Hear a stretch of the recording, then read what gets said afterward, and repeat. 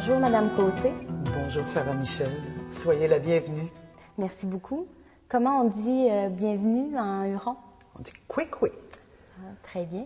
Alors, vous nous accueillez aujourd'hui à l'église Notre-Dame de Lorette. Pourriez-vous nous expliquer quelle est l'origine de ce nom-là, Notre-Dame de Lorette? En fait, c'est le père Chemonneau, qui n'était pas père à l'époque, qui menait une vie assez dissolue. Il avait donc été chassé de la maison paternelle et il avait décidé de voyager en Europe. Et en se rendant en Italie, il avait de la difficulté à trouver à manger, à coucher, etc. Il a attrapé la gale. Et lorsqu'il est arrivé à Loreto, où il y avait déjà un sanctuaire à Notre-Dame de Lorette, il a été guéri par un prêtre là-bas. Alors, il a décidé de retourner faire ses études, de devenir jésuite, et il a promis que lorsqu'il viendrait en Canada, si c'était le cas, il allait fonder une mission au nom de Notre-Dame de Lorette. Donc, c'est Notre-Dame de Loreto qui est devenue Notre-Dame de Lorette. Et puis, l'histoire de Notre-Dame de Lorette est quand même très intéressante. Est-ce que vous pourriez nous en toucher quelques mots? En fait, l'église qu'on a construite là-bas et qui est devenue vraiment un sanctuaire, la tradition veut qu'en 1692, les anges auraient transporté la maison qui abritait la Sainte Famille à son retour d'Égypte, d'abord à Tersato en Italie, puis 4 ans plus tard à Loreto. Alors, il y a donc une dévotion très grande à Notre-Dame de Lorette et à l'époque, des scientifiques auraient confirmé que cette maison était bien la maison qui avait été habitée par la Sainte Famille. Je pense que c'était important pour les Hurons-Wendat de s'approprier leur Église et de montrer qu'ils sont des membres des Premières Nations. Alors, probablement que l'occasion a été fournie lorsque les prêtres ont commencé à prier devant la foule plutôt que le dos tourné à la foule. Donc, on en a profité pour mettre des objets de fresnes fabriqués par des gens d'ici qui font partie de la vie des Hurons-Wendat. Alors, on remarque bien entendu les raquettes qui étaient fabriquées ici à très grande échelle. On remarque l'ambon qui est fait dans un tronc d'arbre. Également, la magnifique chaise pour le célébrant. Alors, c'est vraiment une façon de montrer que cette église de Notre-Dame de Lorette, c'est vraiment une église Huron-Wendat. On remarque aussi que l'Église possède un sanctuaire dédié à la bienheureuse Kateri Tekakwitha. Quelle place elle occupe au sein de la communauté Huron-Wendat? Kateri Tekakwitha n'était pas une Huronne, elle était une Agné, Mohawk.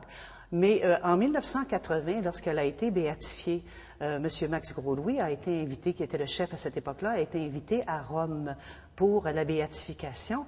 Et à ce moment-là, on a demandé que l'église Notre-Dame de Lorette devienne le sanctuaire pour faire la promotion de Kateri Tekakwitha. Donc, depuis 1980, l'église Huron-Wendat permet aux gens qui le veulent de prier Kateri Tekakwitha. On a d'ailleurs un présentoir là-bas, il y a un petit lieu de recueillement et on a une relique de Kateri Tekakwitha. Alors, on espère bien sûr que Kateri Tekakwitha, qui était la première Amérindienne à être béatifiée, devienne sainte un jour. Alors, voilà, c'est un lieu de prière pour Kateri Tekakwitha. Cette balustrade est un élément que j'aime beaucoup dans l'Église. Évidemment, elle est très ancienne, elle date de la première Église des Jésuites. Lorsqu'ils ont reconstruit leur deuxième Église, ils l'ont séparée en plusieurs parties et ils en ont fait don à plusieurs églises. Alors, elle est en cuivre repoussé, ce serait la plus ancienne balustrade au Canada. Et ce qui est intéressant, c'est que l'on voit dans la façon de marteler qu'on y a inscrit des symboles qui sont des symboles, en fait, qui sont très importants pour les Hurons-Wendat. Le soleil et le tournesol. Certains me disaient, oui, mais le soleil était quand même connu à cette époque-là. C'était l'époque du roi soleil, mais on ne voyait pas de tournesol beaucoup en France.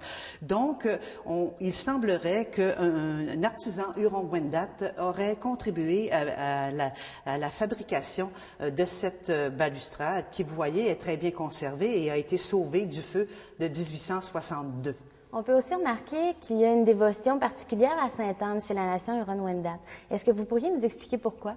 Ça peut s'expliquer assez facilement parce que, entre autres, chez les Huron-Wendat, la mère de clan, qui était l'une des plus vieilles femmes qui habitait une maison longue et qui dirigeait la maison longue, était une grand-mère, en fait.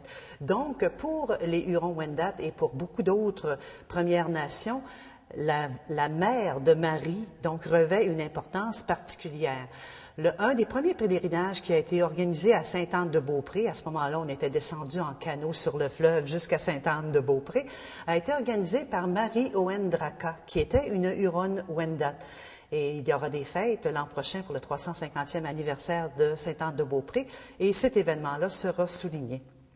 Finalement, est-ce qu'il est possible pour le grand public de venir visiter cette magnifique église? Oui, bien entendu, les portes ne sont pas ouvertes à longueur de journée pour éviter les problèmes que l'on connaît dans la plupart des églises.